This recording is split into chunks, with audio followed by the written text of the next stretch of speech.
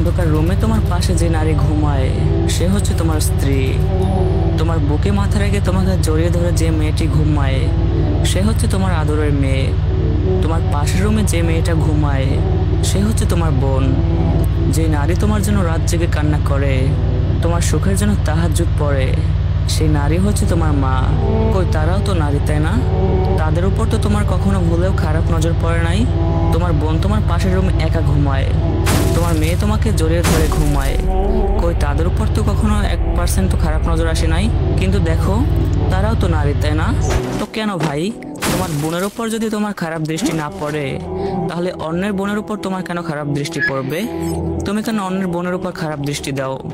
তোমার বোনকে তুমি যতটা ভালোবাসো, তোমার মেয়েকে তুমি যতটা ভালোবাসো, তুমি যে মেয়েটার দিকে খারাপ দৃষ্টিতে তাকাও সেও তো কারো না কারো বোন, তাই না? সেও তো কারো না কারো মেয়ে। নারীদেরকে একটু রেসপেক্ট করতে শিখো। হ্যাঁ মানি, কিছু কিছু নারীরা আজকাল অতিরিক্ত খারাপ হয়ে গেছে, হোক না তারা খারাপ, কিন্তু আমরা পুরুষরা আমাদের চিন্তাভাবনা এবং নজর একটু ঠিক করি, তাহলে এই সমাজ থেকে ধর্ষণ নামক শব্দটা একটু হলেও বিলীন হবে। হ্যাঁ, এখানে একটা কথা আছে যে ক্ষুধার্ত বাঘের সামনে যদি মাংস রাখা হয় তাহলে বাঘ কখনো মাংস না খেয়ে থাকতে পারবে? এরকম লজিক অনেকেই দিবে। তো ভাই দেখো, পশুর সামনে মাংস রাখলে সে সেটা খাবে, এটা স্বাভাবিক, কিন্তু ওই লজিকের সাথে এই লজিক মিশালে তো কিছুই হবে না। পশুর ক্ষুধা লাগলে খাবে, ওর পরকালে কোনো জান্নাত জাহান্নামের হিসাব নাই। কিন্তু নারীরা তোমার সামনে যদি শর্ট ড্রেসেও আসে বা বোরকা পরেও আসে, তুমি যদি তাদের উপর খারাপ দৃষ্টি দাও তাহলে পরকালে তোমার জন্য একটা হিসাব নিকাশ আছে। আজকে ভিডিওটা মেয়েদের নিয়ে কিছুই বলবো না, তুমি একটা ছেলে হয়ে যদি ভিডিওটা দেখো তাহলে কথাগুলো একটু মাথায় নেওয়ার চেষ্টা করো।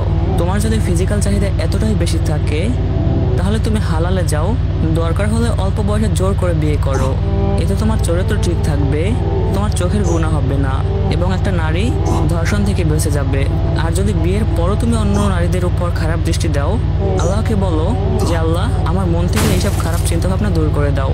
তো কথাগুলো কারো খারাপ লাগলে এজন্য আমি দায়ী নয়, বিকজ কথাগুলো আমি রিয়েল বলছি, তাই না? যদি কারো খারাপ লাগে এখানে তার বোঝার ভুল আছে। তো কথাগুলো যদি তোমাদের ভালো লাগে তাহলে বেশি বেশি like, comment, share, copy link করো আর ভিডিওটা সবার কাছে পৌঁছে দাও। আর কমেন্টে বলো যে কথাগুলো